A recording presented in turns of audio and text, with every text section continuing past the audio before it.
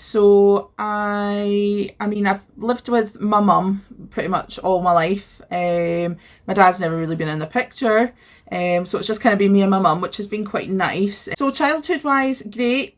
I mean, I can't really, I can't really complain childhood wise. I never really had any health problems. It wasn't till I went to uni, and I was about 19 that I actually got diagnosed with arthritis then. So yeah, one thing that I've always wanted to be as a mum. That's one thing I've always kind of been sure about growing up, is I've loved kids. You know, when I was at my childminders, I'd always play with the younger kids, you know. It's always been something I've been sure about, basically. So when I got my diagnosis, I was quite worried about, you know, that affecting my chances of becoming pregnant, and even just being able to manage a child when you've got joint problems and everything else that goes with it.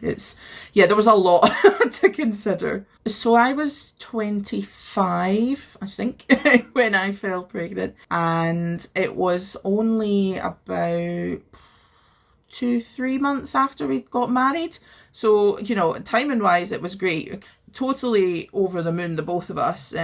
Just really excited, couldn't wait. But there was this sort of the fear. I was very, very anxious in the beginning. There's not an awful lot known about what I have, which is Still's disease.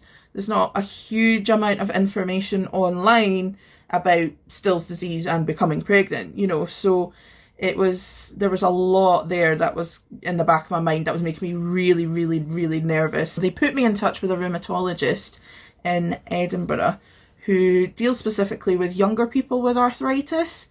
So that was really insightful. She knew what she was doing. She knew what she was talking about. So she's like, right, okay, you're on tocilizumab, which is a monthly infusion. Well, I get it every 4 weeks of tocilizumab.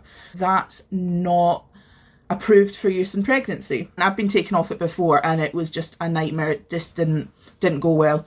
I just completely flared up again. She put me on a kind of reduced schedule of my infusion. So we kind of figured out when my joints start to flare up again, if I kind of miss an infusion. So I was able to kind of go 6 weeks without an infusion. In terms of being informed, I did feel quite informed once I'd met up with her, and because she was so well informed herself, so that was quite good. I mean, pregnancy wise, everything went fairly good as well. I did have to stop working because my knees got a lot worse.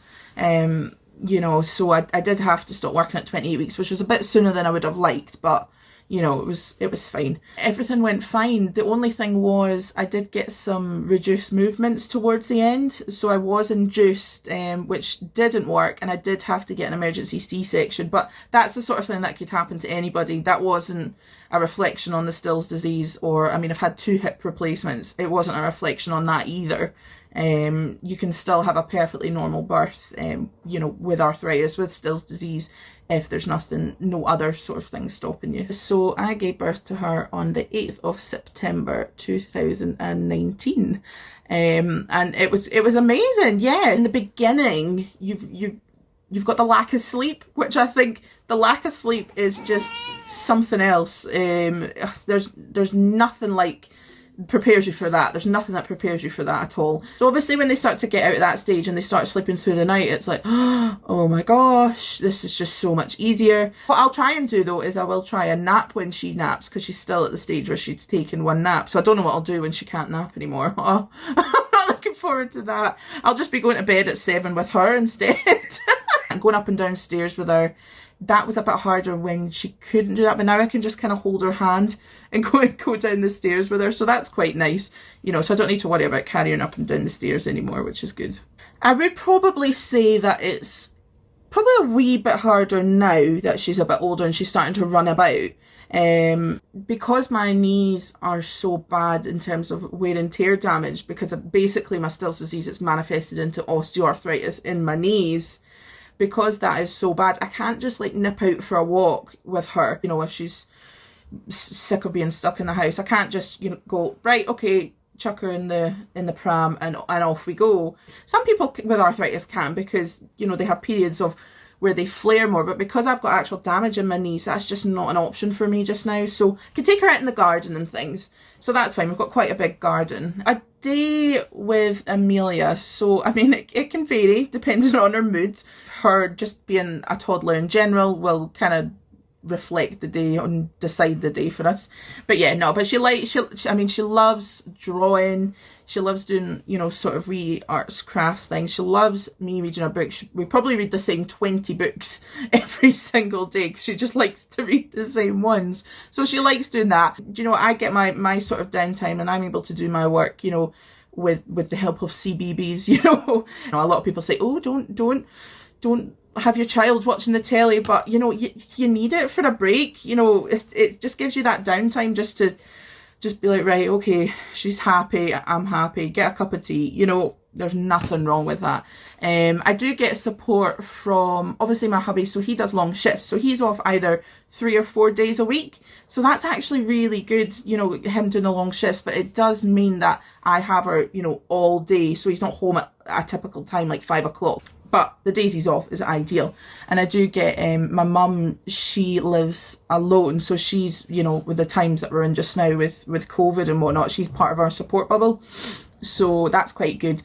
And I get support from her. She'll let me go upstairs for a nap or whatever, you know, if I'm really struggling or whatever. So there's so many other things that, you know, that are out there for mums now that don't necessarily, you know, mean that you need to have arthritis. You know, you've got the car seat that we have, which a lot of people have now. It's the 360 spin car seat, so it turns 360 degrees. So put them in, strap them in, tighten them up, and then at the minute she's still rear facing, you just turn it so she then faces rear. Or when she's 4 or however old she is, you can then turn it so they're forward facing. Game changer, total game changer. It's brilliant. So many people swear by them. They're so good. Using a seat, like a folding chair when I'm bathing her. Honestly, I could not recommend that more to anyone. So why even for anybody that's like not wanting to bend over a bath, you know, to bath their child, or they just don't particularly fancy kneeling. It's a game changer being able to just sit there, and I can do everything with her, you know.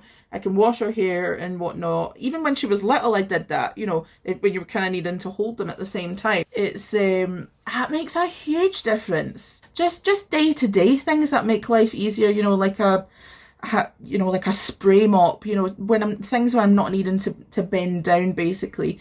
One of the things I never really got round to using was like a baby wrap, like a sling, but loads of people, you know, that struggle, you know, carrying babies use that, and it just means that the baby's on you rather than needing to carry it if you want to go on a walk or whatever. So yeah, even things like that. And also just finding a decent pram is a big one. You want one that's maybe lightweight, but for some people, making it lightweight is not necessarily a great thing when you've got arthritis, because you might want to lean on it a wee bit for that bit of support if you're having a bad joint day, basically.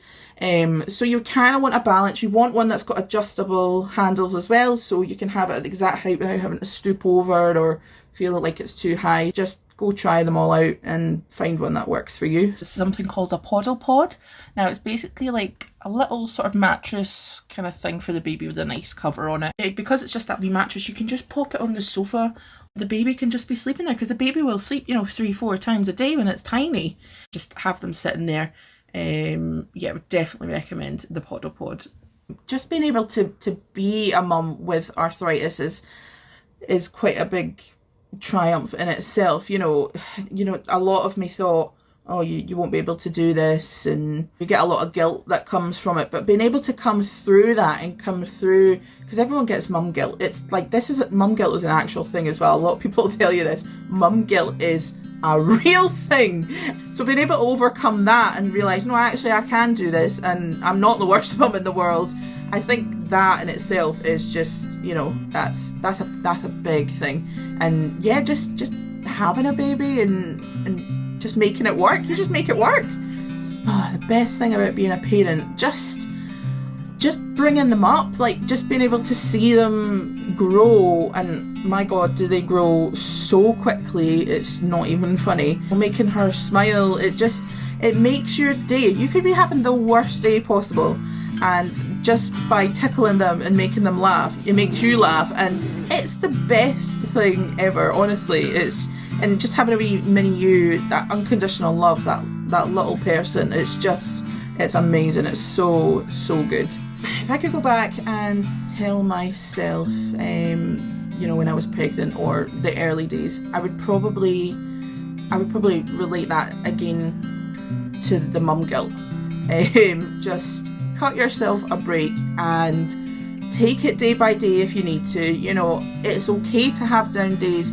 It's also okay if you're feeling so down that you need to ask for help as well. Do that as well. There's nothing wrong with that. Because it is hard, being a parent with arthritis. There's no doubt about that. Don't put so much pressure on yourself. Realise that you might not be able to do everything that a mum without arthritis can do. There may well be limitations. I would just mainly say cut yourself a break on all angles and ask for help if you need it. Just ask for it. There's no shame in it whatsoever.